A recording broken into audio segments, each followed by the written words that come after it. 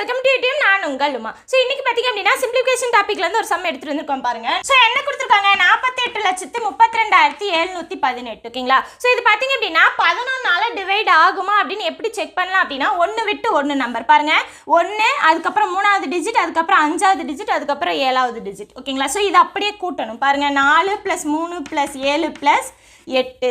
அதுக்கப்புறம் விட்டுருக்கோம் இல்லையா, அதை தனியாக கூட்டணும் பாருங்க. 8 + 1 8 + 2 + 1.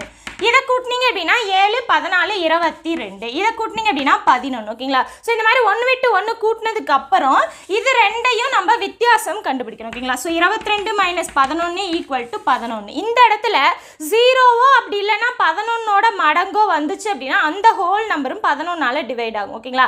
அதை தவிர வேற எந்த நம்பர் வந்தாலும் டிவைட் ஆகாது. ஓகேங்களா. ஸோ இந்த இது பார்த்தீங்க அப்படின்னா 11ன்னு வந்திருக்கா. ஸோ இது இந்த ஹோல் நம்பரும் 11ஆல் டிவைட் ஆகும்.